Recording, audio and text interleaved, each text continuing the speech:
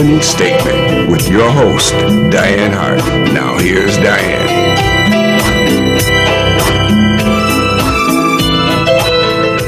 Hi, I'm your host, Dianne Hart, and welcome to the opening statement. And my special guest with me tonight is Miss Issa Thomas. Miss Issa Thomas and I have known each other for about 25 years. Issa owns and operates a not-for-profit, Salita's House. So I'm going to let Issa tell you a little bit about Salita's House and how she got started. But I want you all to remember that this month of April is Fair Housing Month. We're going to bring you a lot of information about housing, whether it be purchase, rehabs, loans. We're going to delve into what helps us as a community to become homeowners or fixer-uppers of our own homes so that we don't lose them. So, Issa, how are you this evening? I am well. Thank you for having me. Absolutely. So let's talk a little bit about where did Salita's House come from? You know, I've been doing this. Next year, we'll celebrate 20 years of having Salita's House. And I started really out of a true passion to help others. When I bought my first house, somebody helped me. Somebody made sure that I read the documents and that I empowered myself and that I educated myself on my purchase. And buying a house is usually, one of the biggest investments that we make. In that, I thought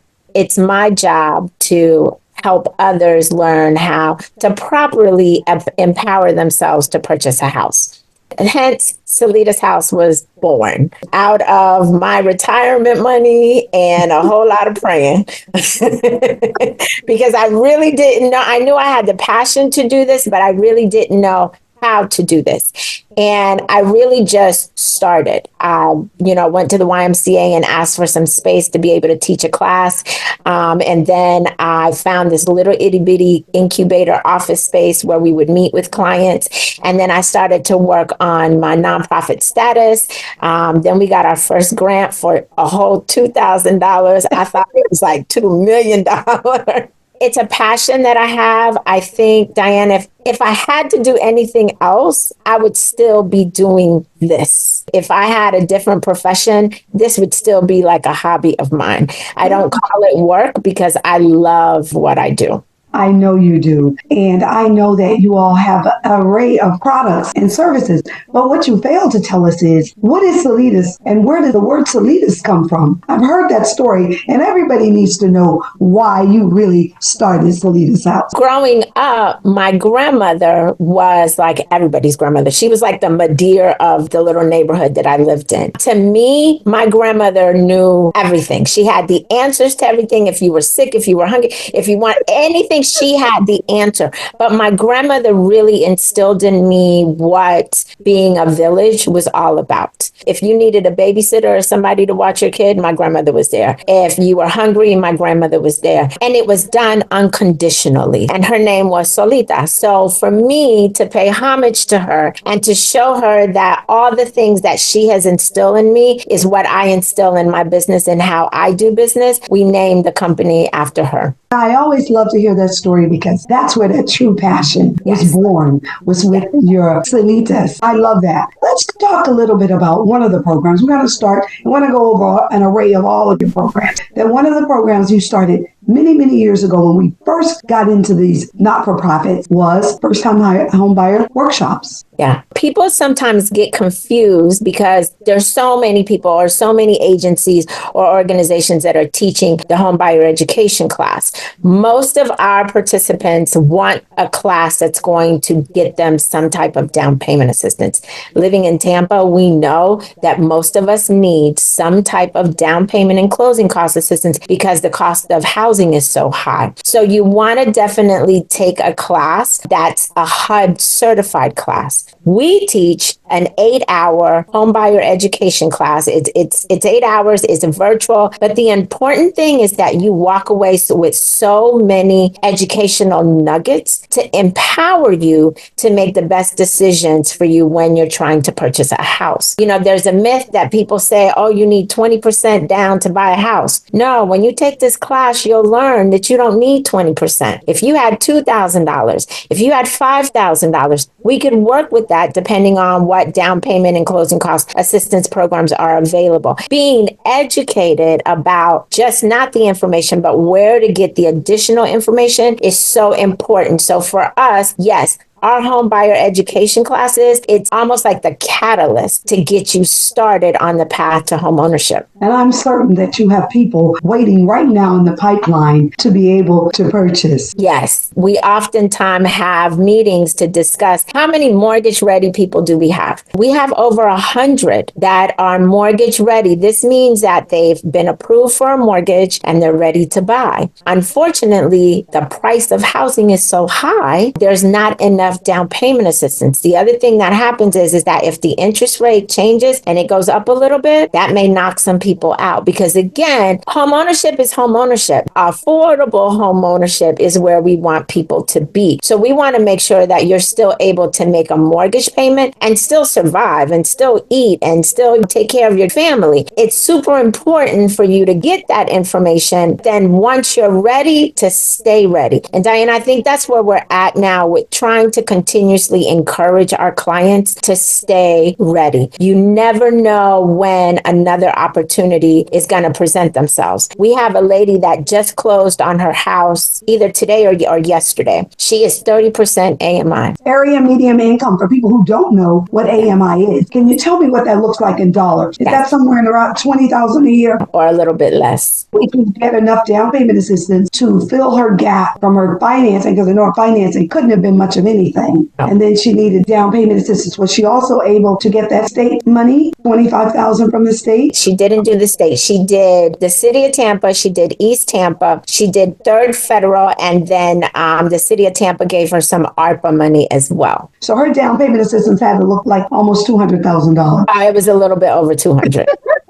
So people who are watching may not believe that homeownership is a possibility. And when we talk to people out in the community and they say things like, nobody can afford to buy a house, but yes, people can afford it if you will get into a program, if you will take your first time homebuyers training, if you get yourself your certificate. Are we still doing reservation numbers? We are still doing reservation number. It's become a little bit easier now. We don't have to do third-party verifications. We can just use pay stubs and bank statements. That makes it a little bit easier on our side to get the reservation numbers a little bit quicker. There's not always going to be clients that are at 30% that can buy. Right. With this particular homeowner, I will tell you that she was just in our pipeline and she stayed ready. And there just happened to be an opportunity that presented itself. Because she was ready, we offered her opportunity and she jumped on it. That means she stayed on her budget. Yes. Whatever money she had saved already, she did not spend it. She did not go out and incur any new debts. These are the things that you need to do to stay ready. I had a client once, Issa, and I think you and I might have been working on this deal. The client was about ready to close and bought a car. The whole deal fell completely apart. That's what we say when you are not ready. Even if you had a car accident, total your car, walk for the next few weeks until you close your loan. Absolutely. Then you figure out how you are able to acquire your vehicle. But we lost the whole deal. They were devastated because they had the house, but we could not close it because it changed their debt ratio and we lost the whole deal. So when Issa talks about being ready, it means being ready. No new debt, staying on track, making sure you stay on your budget. Your credit score is going to be critically important because when you get close to the end, a lot of times your lender will go back and take a look at your credit situation. They want to make sure that they're making the right choice. And I think sometimes, even now, I feel the frustration of many of our participants because rent is so high. The landlord is increasing the rent by $500, by $700. You have to do the work. You know, I had a lady call me today and she's like, oh my God, Miss Issa, I think I'm going to be homeless. I'm ready to buy a house. Because when I look at your income and I look at your budget, you're not doing all the things that you need to do to be a successful homeowner. I promise, like if you do the work and you stay steadfast, the opportunity will present itself. Oftentimes there's that frustration, which I understand, but you'll forever stay frustrated if you don't continue to do the work.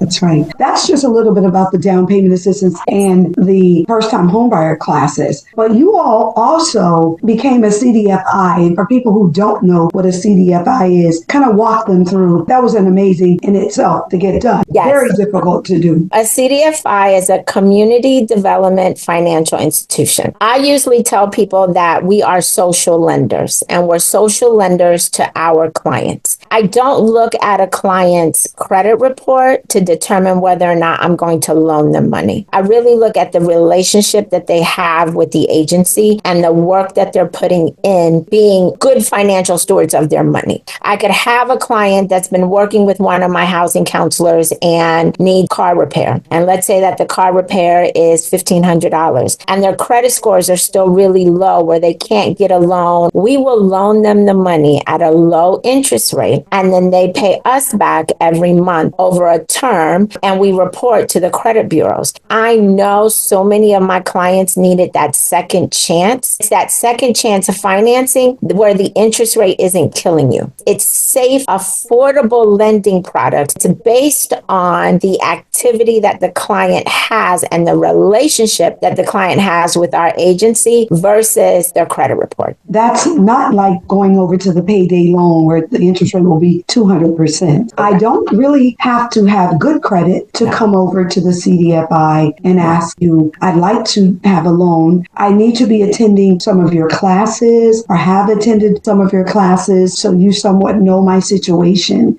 and you know who I am. You have looked at helping me to set up my budget so you kind of know what my money looks like. So you know I need this little extra boost. Yes. And for us, I definitely don't want to put someone in a worse financial situation. So if we loan you this money, one, are you going to be able to pay it back? And then two, is it going to propel you to a financial situation where you don't have to come back and ask me for another loan? If those things line up, then we're going to do what we can to get you that loan. And we've done loans as low as, $150, and we've done loans as high as $15,000. I'll be right over.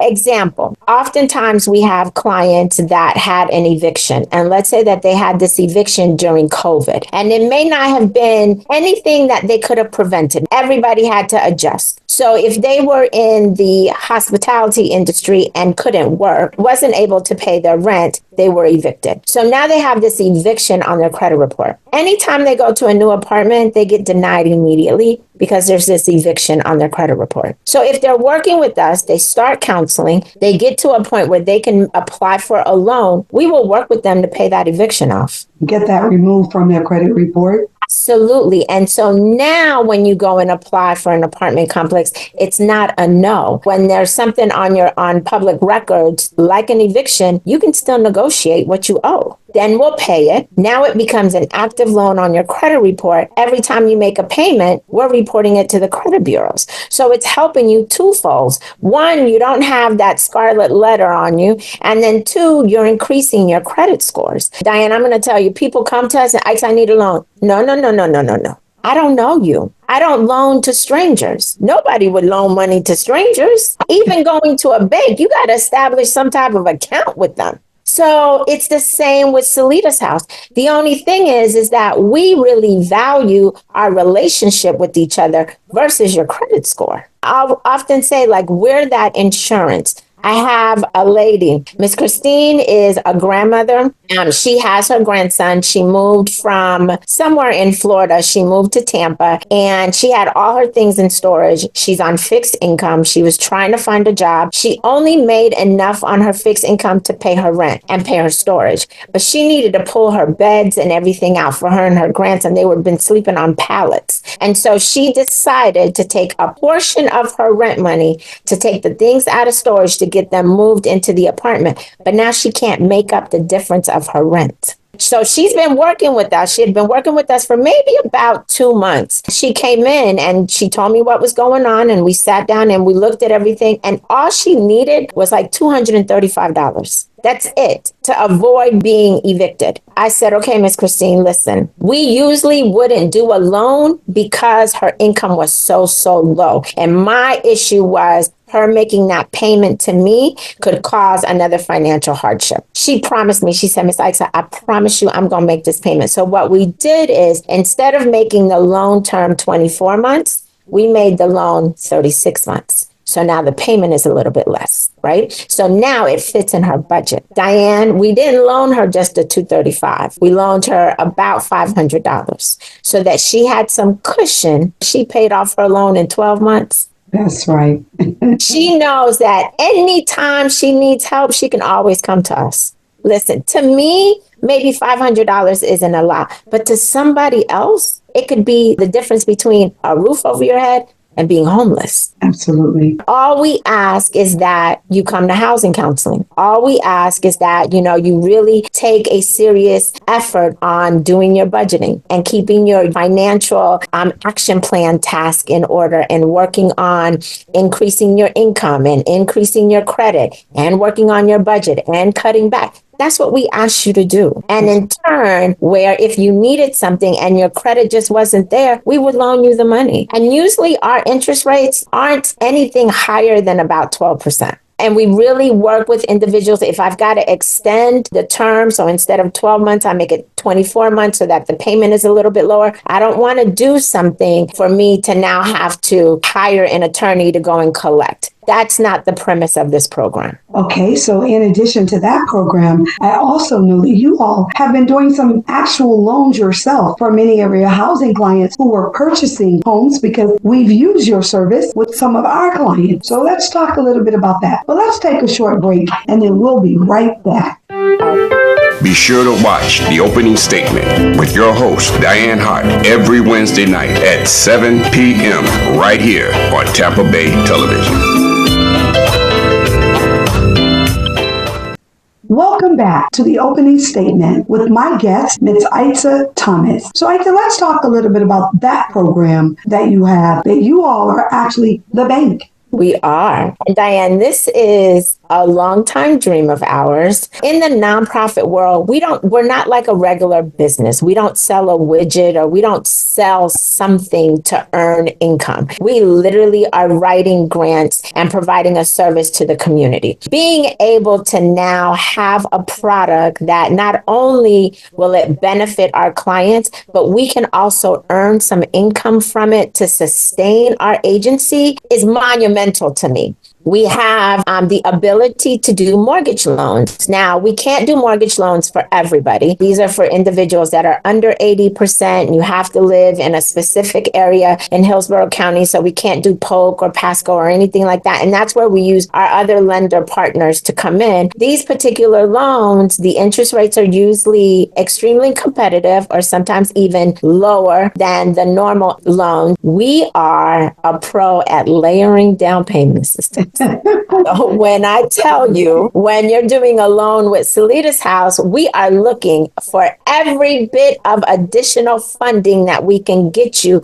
So again, your mortgage payment is as affordable as possible for you. Last year, we did over $1 million in mortgages. We're targeted to do a little bit more than $1 million again. Down payment assistance layering, I can tell you that on an average, we're probably a little bit over $100,000. Our highest down payment assistance has been about $256,000 in down payment assistance, where the person's mortgage was $57,000. I might have been my lady over in Sulphur Springs. Yeah. That was Yeah. our client, Tampa Business and Community Development Yes. Alliance, a house that we built, and a lady qualified, but she really had no real money. Our income was super low. I was actually not here, but when I called back and they told me that this lady had got over $200,000 in down payment assistance, I'm like, hold on, tell me how that worked out. Give me each source of that money. I could not believe it. But in her case, because we were able to get those $20,000 from the state, and we were able to also get that $25,000. And I think that's the important part too, is working with our nonprofit housing developers for them to understand where some money that they can tap into as well to help a client. Because at the end of the day,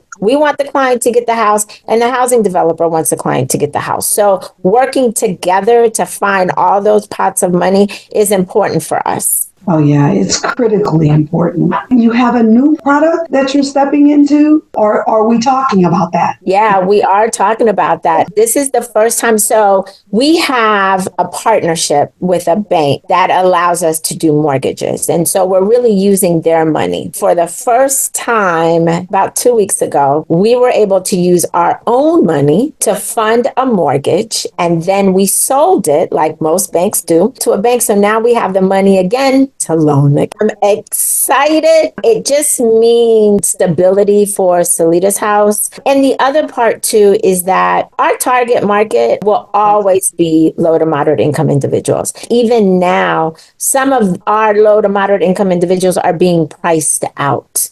And so I still want to be that agency. That's my target market. I'm not going to run where the money is. I'm going to stay true to the audience, that the whole reason why we even created Salita's House. Exactly. Now, I also understand that you all have a new building that you're going to be moving into, and tell people where they can find you, phone numbers, social media site that they can go on to if they want to register for the classes. And let's talk about that new building you're building. This has been a labor of love. This happened before COVID. We purchased a building. The address is 1029 East Hillsborough Avenue. I am literally between the Hood and Taco Bus. Right. And it used to be Boca Bargoons for those that are Fabrics. from Tampa. We're in our final stages of rehab. We were housed over at the CDC of Tampa. We're no longer there as of the end of March. For this week, we are working from home as they finish up the last little things in the office. And then hopefully my staff will come into the office next week, and then we'll start to accept clients on April 15th. Right now, we're asking clients to contact us via Facebook Messenger, Instagram, DM, the Google business page. There's a chat function there,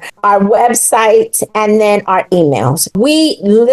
I try to make it to where you can contact us anywhere. I'm usually the one that answers the Google page chats. I'm usually the one that answers the Facebook messages or the Instagram DMs. You can use any of those platforms to contact us. And you can go to our www.salitashouse.org to register for our workshops or for any of the other services that we have. But our open house is going to be June 21st.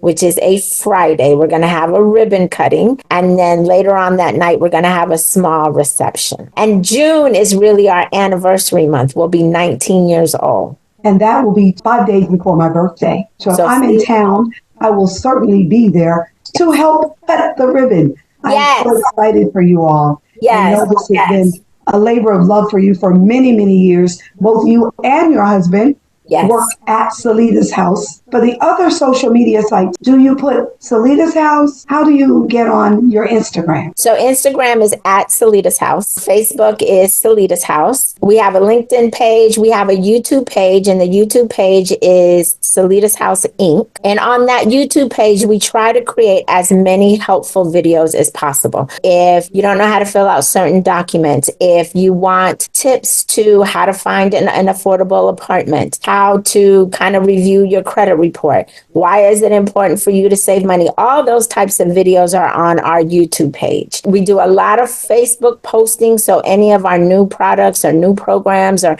anything new coming around, we usually will post on our Facebook page first. You can Google us and the Google business page will come up. There's some pictures there. You can chat. There's some Q&A, frequently asked questions to assist you as well. Wow, you have made it so easy, and you're providing educational at every platform. So there's no rhyme and reason why they can't find you. Exactly. I thank you, Issa, for coming on and having this conversation with me. Let's talk a little bit about fair housing. What would be some of the nuggets that you would offer to clients who are interested in starting the journey? Where would you say they should start? Absolutely, you want to get educated. Taking a first-time home buyer education workshop is super crucial. There, you're going to get lots of information, but don't feel overwhelmed, because then now you're connected. The next thing is to really find you a housing counselor to help you along the way. That's the very first thing, is to get educated and know that every program may not be the best program for you, but you won't know until you're educated about all the programs that are available. So I think that's the very first thing. I think the second thing is being true and realistic to your current situation. If your dream is to buy a house in 2 years, to really look at your finances and your credit and realistically think about, will you really be ready in that time frame? And if not, it's okay. The important part is that you start, because then you'll never get there if you don't start. Sometimes clients will say, well, I say, I still have to work on my credit. We help you with that. Don't do it by yourself. Oh, Ms. Ike said, I haven't saved enough. That's okay. We'll help you with that. Take the class first so you kind of have an idea of what that process looks like, but then start to do the work. The other thing too, for it being Fair Housing Month, it's so important as renters that you understand your rights as a renter. It is so very important that you understand the rules and the laws that landlords have to abide by. And then to report when it's wrong or it's not being done right, but then to also report when it is being done right, so that we know who are the good landlords out here versus those that may be a little sketchy. But we don't know if you don't say something.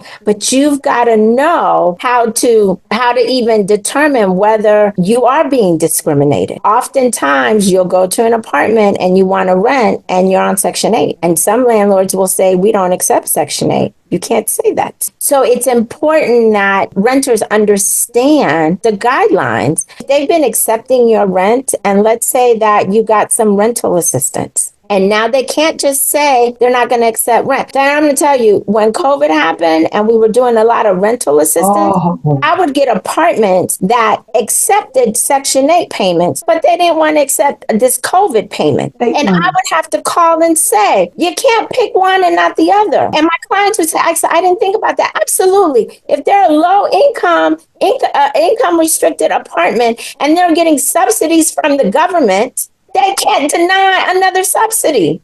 And that is your right to know. If you have a service dog, they can't say, I don't accept dogs. If it is a true certified service dog, they can't deny you. But I think sometimes we get stressed out and, oh my God, I need this place. You have to know your rights. And this month, there will be a lot of events that will be taking place all month long. You all need to stay up on ICE's pages. Pay attention to my Facebook page every Saturday morning. And this Saturday morning from 8 to 9, I will have some people from NARAD who will come on, and we're going to talk about fair housing and some of the obstacles that you may face and how to get past some of those. And then what are your rights as a renter? When you're renting from somebody, what are you supposed to do? What are you not supposed to do? So we want to make sure that you get good information. So we have a team of individuals, much like Issa, who has just been so knowledgeable and has given you all the little tidbits that you need to be successful. So Issa, I want to thank you for coming on with me tonight and having this discussion. It's important that we get this information out to our community. So again, thank you. Anytime. I love talking about those nuggets and even the programs that oftentimes people don't know exist. Thank you again. I look forward to seeing you soon. I'll have to have you come back, because what we did not talk about was how you might loan me some money for my roof. But we'll have to save that for our next show. Yes, ma'am. Have a wonderful evening. Thank you. You too. You can see us right here on Tampa Bay TV on the Lit Network every Wednesday night at 7 p.m. Thank you.